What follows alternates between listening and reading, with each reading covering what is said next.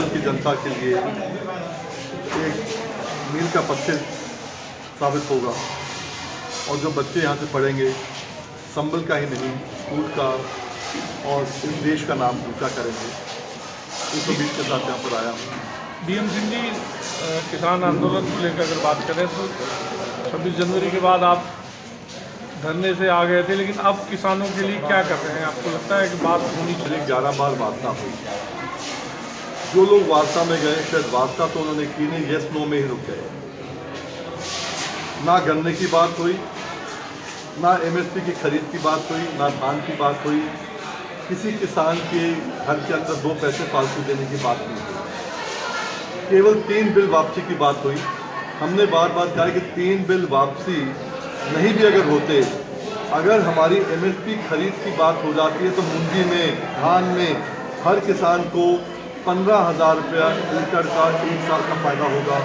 वही 10,000 रुपये फ़ायदा गेहूँ का होगा, गन्ने का फ़ायदा और ज़्यादा होगा। ये वार्ता हमारी करो, पर उसके बाद भी हम तो नहीं जा रहे थे, हम पीछे से सपोर्ट कर रहे थे। पर जब हिंसा हो गई वहाँ पर, आप देखिए कि पीलीभीत का एक बच्चा शहीद हो गया, बिलासपुर का एक बच्चा शहीद हो गया। जिस गांव का किसान का बेटा शहीद होगा या माँ का बेटा शहीद होगा, उसको दर्द महसूस होगा। हम वहाँ पर किसी को शहीद कराने नहीं गए थे, हम वहाँ का पिटवाने या मरवाने नहीं गए थे। जो गलत रास्ता ले लिया आंदोलन ने, कोई भी आंदोलन जब हिंसा का रास्ता लेता है तो कामयाबी उसको नहीं मिलती है, तो उसका स्वरूप बदलना पड़ता है। आप देखोगे महात्मा गांधी ने भी कितनी बार स्वरूप बदला।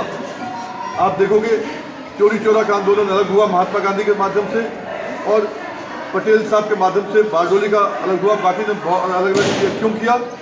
आंदोलन वही था, क्विट इंडिया, भारत छोड़ो। वही आज है, एमएसपी पे खरीद का आंदोलन है। आंदोलन रहेगा, स्वरूप बदलेगा। इसका स्वरूप अगले 10 दिन में आपके सामने आ जाएगा। स्वरूप ऐसा होगा, ना वीएम सिंह के हाथ में, ना किसी नेता के हाथ में।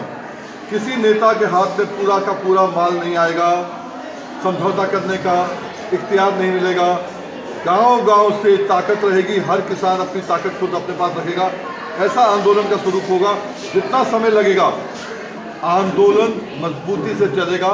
आंदोलन का मतलब ये नहीं होता कि आंदोलन चले, लोग ना हो, नेता अपने आप को नेता बनाने की होड़ में लग जाए। ये आंदोलन का स्वरूप नहीं है। आंदोलन का स्वरूप होता है हर घर में इजाफा हो। और जो आपने पूछा कि अभी क्या हो रहा है, आपने देखा कि 10 तारीख को मैंने गन्ने के लिए एक एप्लीकेशन मूव करी हाई कोर्ट के अंदर कि गन्ने का रेट तय नहीं किया गया, पुराना ब्याज नहीं दिया गया, तो पेमेंट क्या करेंगे ये? वही इतवार में आज केस लगा था सुबह। आज यहाँ के कारण मैं केस में जा नहीं पाया, और उसमें कोर्ट ने, उनका बड़प्पन है कि कोर्ट ने, क्योंकि जो मेन चीज़ थी कि रेट तय नहीं हुआ, वो परसों इन्होंने रेट तय कर दिया। इतवार को 9 बजे रात में रेट तय कर दिया, क्योंकि आपकी एप्लीकेशन थी, कोर्ट में लगा था मामला। पर क्या तय किया? आपके सामने 4 साल से एक ढेला नहीं बढ़ाया, वो अलग बात है। वहीं पर कोर्ट ने आज 25 तारीख लगा दी है ब्याज के लिए, फिर से कि ब्याज क्यों नहीं दे रहे भाई, बहस होगी 25 तारीख को। तो मुझे जो करना है, हर किसान के चूल्हे में फ़ायदा करना है। मुझे किसान के बेटे को ना पिटवाना है, ना मरवाना है।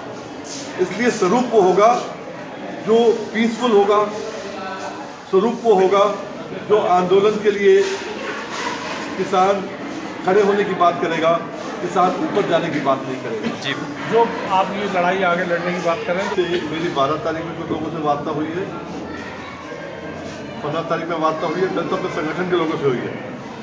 अब परसों लखनऊ में भी वार्ता होगी किसान संगठनों से, किसानों से। राष्ट्रीय किसान मजदूर संगठन बेशक उत्तर प्रदेश में सबसे बड़ा संगठन हो, पर हम में इतनी ताकत नहीं है कि पूरे प्रदेश में हम अपने हिसाब से चलें। हर आदमी को अपनी कमी मालूम होनी चाहिए, पर इतना जरूर 40-50 जिलों में हम लोग गए। और दिल्ली में भी आपने देखा जो स्वरूप बदलने की बात हुई, जब हम निकले तो 100-150 लोग बच गए थे। और जो लोग आए थे उनका मैं धन्यवाद देना चाहूँगा, जो गन्ने वाले किसान थे जिन्हें 3 बिलों से मतलब नहीं था, क्योंकि हम लोग बैठे थे, वो भी मैंने बुलाया नहीं किसी को, अपने आप आए। गन्ना किसान को क्या एक्ट है 53 वाला, शुरू की regulation of supply and purchase act 1953 या कंट्रोल ऑर्डर 66 का, जिसके तहत आपको रेट मिलता है। सुप्रीम कोर्ट ने 4/4/2020 को आदेश दे दिया है कि आपको लखनऊ का रेट मिलेगा, वरना एक किसान को कम मिलता। और उसी का नतीजा है आज कि मैं डंके की चोट से कहता हूँ, कोई हिंदुस्तान में किसान, उत्तर प्रदेश में किसान जो 25 साल से गन्ने की खेती कर रहा है, अगर वो साबित कर देगा कि 3 लाख से लेकर 4 लाख रुपए एकड़ से कम उसको मिला हो, तो 5 करोड़ रुपए का वो इनाम पा सकता है। हर किसान को मिला है सुप्रीम कोर्ट हाई कोर्ट के तहत। तो आंदोलन का मतलब ये नहीं होता है कि केवल जाओ और हिंसा फैलाओ। बॉर्डर पर कोरोना के बाद भी मैं बैठा, हमारे साथी बैठे, सब बैठे, गन्ना किसान जिन्हें मतलब नहीं था वो भी बैठे। पर जब हिंसा हुई, अगर आप पीसफुली बैठेंगे यहाँ पर और हिंसा हो जाएगी तो सब अपने घर चल जाएंगे। और जब बॉर्डर में बैठे हैं, 11 बात की वार्ता हुई है, डगमगा कोई नहीं रहा। एक कह रहा है कि 3 बिल जब तक वापस नहीं होंगे हम बात नहीं करेंगे, तो निकलेंगे ना, कब तक बैठे रहोगे, क्या बैठे। तो स्वरूप चेंज होता है। मैंने कहा आज़ादी की लड़ाई में 5 साल और 6 दिन की लड़ाई थी, स्वरूप चेंज होते गया, यहाँ भी स्वरूप बदलेगा। पर जिस दिन आपको गारंटी मिल जाएगी खरीद की MSP पर, हर किसान के घर में 20,000 रुपया मिनिमम प्रति एकड़ हर वर्ष का मिलेगा फालतू। आप कीटनाशक कम रेट में ले सकते, बिजली कम रेट सरकारी रेट से कम नहीं दे सकते, पेनल्टी अलग लगती है। उस पर तो हम लागत हमारी आती है, उस पर तो मिनिमम सपोर्ट प्राइस होती है, न्यूनतम समर्थन मूल्य होता है, वो भी हमें ना मिले।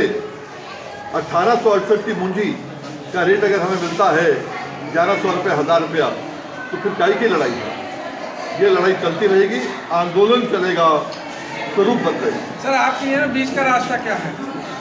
मैंने आपको बताया ना कि जैसे ही खरीद का गारंटी मिलेगी MSP की आपको, MSP पर कानून बनने पर आंदोलन वापस नहीं देंगे। सुन लो, पहले उत्तर पूरा ले लो। MSP पे खरीद की गारंटी मिल जाती है तो जैसे डीजल आप सरकारी रेट से कम नहीं ले सकते, हमारा धान, गेहूँ, उड़द, मूंग, गेहूँ कुछ भी सरकारी रेट से कम आदमी नहीं ले पाएगा। मतलब क्या होगा, जिस किसान को आज 1100 रुपये मिल रहे हैं धान के, उसको 1800 मिलेंगे, 1865 1900।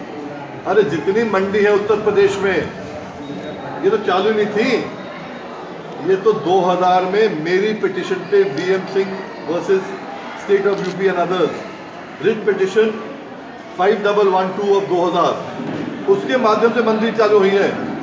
और मंडी अगर चल रही है, उस पर MSP पे खरीद नहीं हो रही है, उस पर खरीद हो। इन्हें डर है कि दूसरे लोग जो बाहर से आएंगे सस्ता लेंगे, अगर MSP से कम नहीं होता तो ये बराबर आ जाएगा, तो वो कानूनी खत्म हो जाएगा। 1 नेशन 1 मार्केट कहते हैं, जहाँ आपको रेट ज़्यादा मिले वहाँ जाओ। अब आप गन्ने की बात करो 1 मिनट के लिए। गन्ने में हम कॉन्ट्रैक्ट फार्मिंग कर रहे हैं 68 साल से चीनी मिलों के साथ, फॉरम सी का एग्रीमेंट सोसाइटी के माध्यम से करते हैं, अपने टर्म्स पे करेंगे। और वही जमाखोरी की बात है, आज 7 रुपये किलो मक्की लेकर 35 रुपये किलो बेच रहे हैं। पर अगर है कि 1760 से कम कोई ले नहीं सकता पर क्विंटल जो MSP है, तो फिर क्या होगा। मुझे मालूम है MSP पे कभी भी मुझे मिल जाएगा तो मैं होर्डिंग नहीं करूँगा। होर्डिंग तब करूँगा सस्ता दूंगा, किल्लत दिखाऊंगा, ज़्यादा बेचूंगा। ये गारंटी, खरीद की गारंटी बिल MSP पर, और वही तो मोदी जी ने कहा था 14 में, ये 3 बिल तो उन्होंने वायदा नहीं किया कभी। अब वो कह रहे हैं कि नहीं कांग्रेस ने कहा था। अरे कांग्रेस ने कहा था, कांग्रेस को तो जूते मार के बाहर निकाल दिया भाई।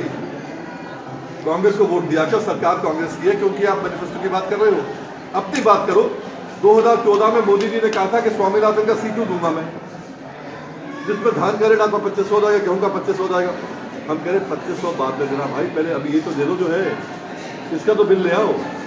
क्योंकि आज गेहूँ जो है मंडी में 1500 रुपये आ चुका है, और जैसे गेहूँ आएगी, पैदा होगी आज 2-2.5 महीने बाद, उस समय 1200-1300 आ जाएगी।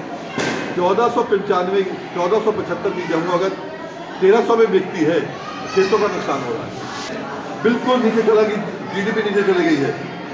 तो अगर किसान घर पे नहीं रखता, पैसा जो आता है ना वो खरीदता है, अपना घर बेहतर करता है, स्कूटर के टायर लेगा, अपनी गाड़ी का टायर लेगा, बैलगाड़ी का लेगा या छोटा, वो कानून है कि MSP पे गारंटी की खरीद।